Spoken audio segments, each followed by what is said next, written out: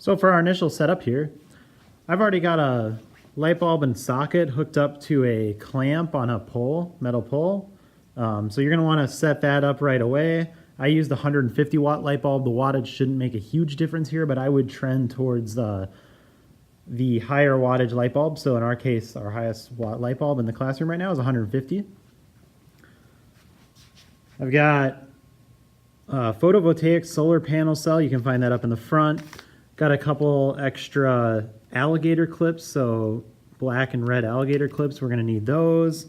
I've got a light sensor out, so you're going to want to grab a light sensor box.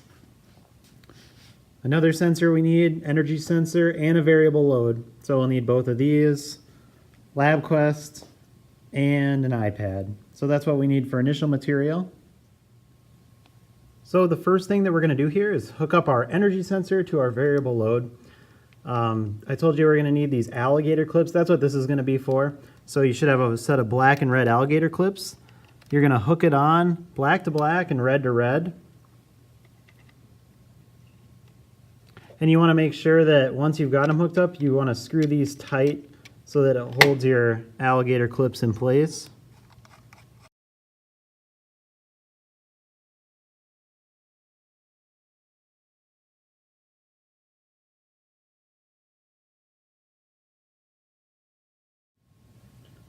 Once I've got my energy sensor hooked up to the variable load, for the source, I'm going to plug in my photovoltaic cell. So again, red to red, black to black.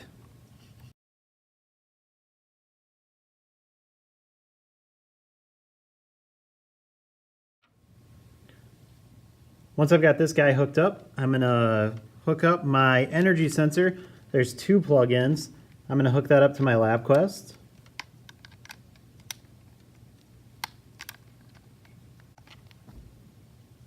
To look something like that. And then we might as well right now take out our light sensor, take that out of the box. We're not going to use this right away, but set it to 0 to 6,000 so we don't have to worry about that when we run the trial in just a second here. And I'll hook that one up too.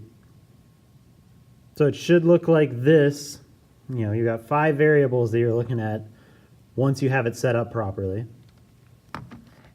For trial 1, we're going to be measuring from the bottom of the light bulb to the photovoltaic solar cell. It needs to be 20 centimeters. So I already pre-measured this, but what you got to do is come out here, take a meter stick, and you're going to measure that the bottom of the light bulb is at 20 centimeters from the photovoltaic cell.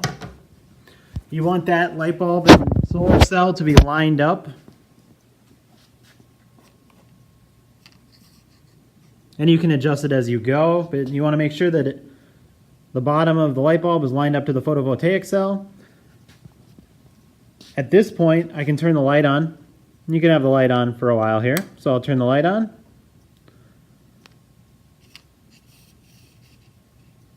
Make sure that my cell is right under the light bulb. And you should be getting a reading at this point. Take your variable load, and what we're looking at here is the power. So I'm going to adjust my variable load. I'm going to try to find, so you're adjusting the resistance to find the greatest power. So I'm changing this, moving this up. So it looks like I'm in the 20 milliwatt range here. So it keeps going up and up. Again, we're keeping an eye on the power.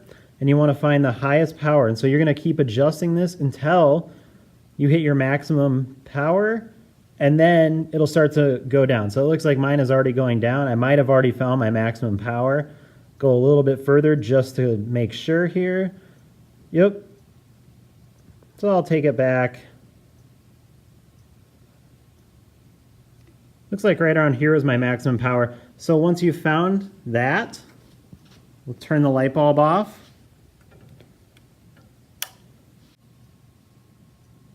So once I found my max power, turn the light bulb off. What you want to do is 0 current and potential. So we're going to click on current and potential.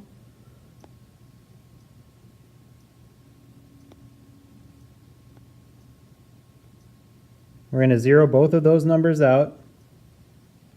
And then we'll turn the light bulb back on. You can play around with the variable load a little bit again to see if you can kind of push that power a little further. Looks like mine, it went up another milliwatt or two if I adjust it a little bit here. So that should be good for that. The very last thing you need to do here, so I'll pan back out, is to get an accurate light sensor reading. You need to hold the light sensor kind of at the bottom of the table here. So you want it to be, the tip of the sensor to be pointed at the light bulb, but also kind of at the bottom of the table here. You want it to be even with the photovoltaic cell. And so that looks like a good reading. So this is the data that you're gonna, once you're satisfied with this, you're gonna hook this up to your LabQuest. I'll show you that in just a second, but you're gonna hook this up to graphical analysis, and we'll analyze the data.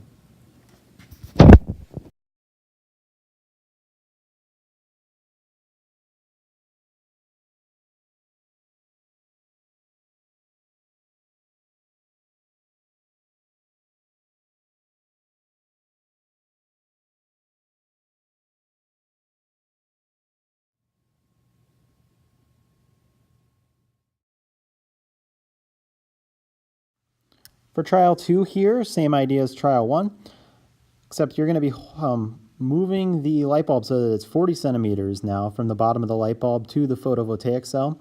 Obviously, you want to hold the meter stick straight, unlike I did in this selfie here.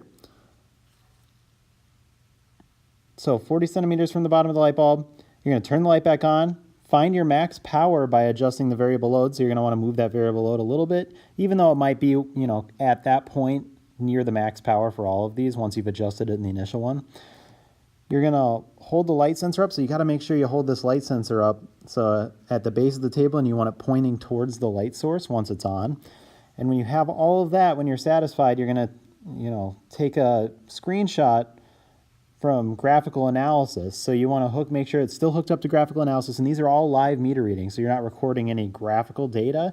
You're just getting these live meter readings on graphical analysis, taking your screenshots from there, rather than taking them directly from your LabQuest. So I want to see that you have those screenshots on everyone's iPad, so everyone should be hooked up to graphical analysis for this. Trial 3 here is going to be the exact same thing, except now we're at 80 centimeters. For some of you, you might not be able to get it up to 80 centimeters. Looks like I wasn't able to on here. So if you can't get it to 80 centimeters, go as high as it'll possibly let you. Obviously, you don't want to get silly with this because the light bulb will topple over, fall off, and break. But you want to get as close as possible to 80 centimeters for trial 3. And then same idea, turn your light back on, find the max power, make sure the light sensor is held up and pointed at the light bulb, and you're going to take a live reading from graphical analysis again. So you should have 3 meter readings that are going to go into your final lab report here. On the lab write-up, you have to find area of your solar cell. So you should be doing this with your own meter stick or half meter stick. But I'm going to show you what I did here. So you're just measuring the length and the width of your photovoltaic cell. And so you're going to ignore that outside bezel. You're just getting that main part of your photovoltaic cell when you're doing your measurement. So my width was 5 centimeters. My length was 10 centimeters. So 5 centimeters times 10 centimeters is going to be 50 centimeters squared. So that's my area, and that'll come in handy in just a little bit here.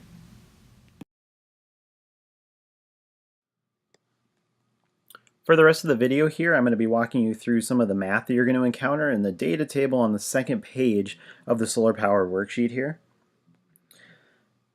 Before you do anything, make sure you put in your meter readings that you got for your 20 centimeter, 40 centimeter, and 80 centimeter trials. Mine got a little bit messed up for the luminosity on my 20 centimeter trial, so I had the sensor plugged in differently, and so my luminosity value is actually on the top of the meter reading here. And that's okay as long as you have all 5 variables. It shouldn't matter, where they are on that meter reading when you put it into Notability. So we actually already measured out the surface area of the solar panel, if you remember from a little bit earlier in the video. And for the photovoltaic cell that I use, the surface area was 50 centimeters squared. The next thing we're going to want to do is convert that 50 centimeters squared into meters squared. So many of you probably know how to convert centimeters into meters, but the conversion for centimeters squared to meters squared is actually a little bit different. And so 50 centimeters squared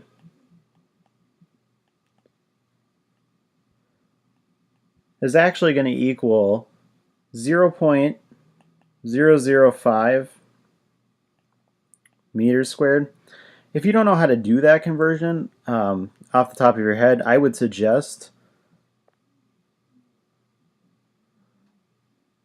using the conversion calculator in Google here. So 1 square centimeter is 0.0001 square meters. So it's a factor of 10,000 instead of a factor of 100 when you're doing your conversion. And so you can type in here 50 square centimeters is 0.005 square meters.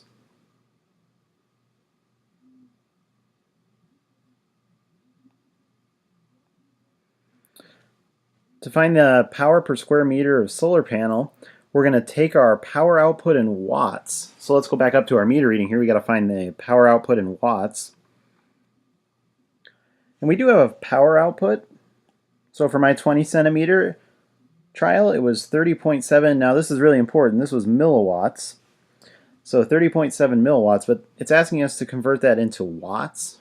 So let's put that down here. 30.7 milliwatts.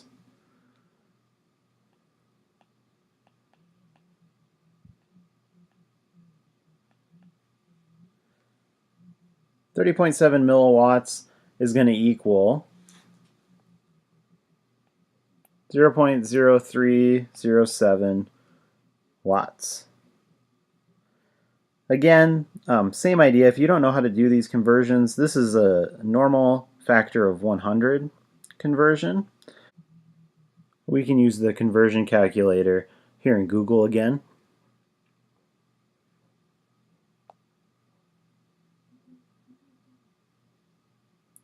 So 0.0307 watts.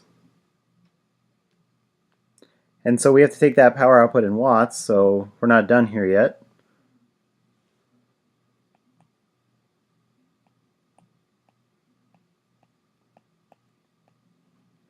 .0307 watts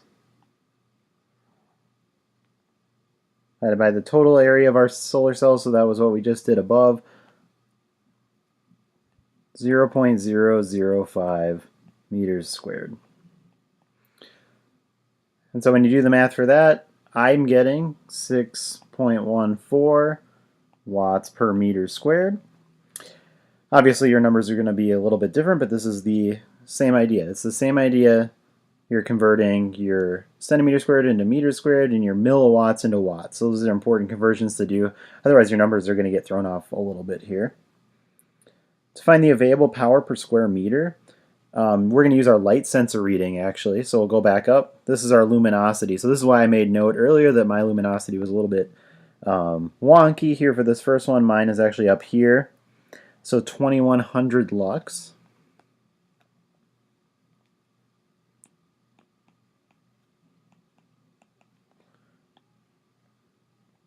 And we're going to take that luminosity value and divide it by 75. And that's a conversion factor. We're going to convert this into watts per meter squared. And so when I do the math for that, I get 28 watts over meters squared. So the last little bit of math we have to do here is to find our solar power efficiency. And so to do that, we're going to take our power per square meter of solar panel. And that was the number I had in this teal column right here. So 6.14 watts per meter squared.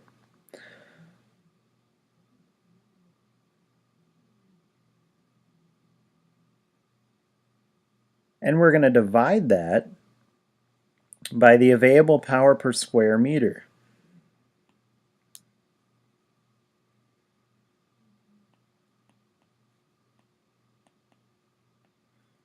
And that was the number we got right here. And then we're going to take all of that and multiply it by 100. So when I do that, my solar panel efficiency turned out to be 21.9%. And so what that means is that 21.9% of the total amount of light that was coming into my photovoltaic cell was actually being converted into energy. So that's our solar power efficiency.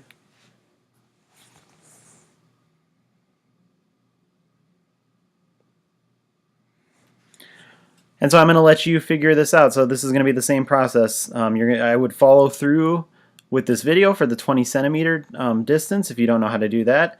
And then it's going to be the same idea. Obviously your numbers are going to be different for your 40 centimeter and 80 centimeter distances, but you're just plugging in the numbers that you found in the data sheet and putting it into this data table.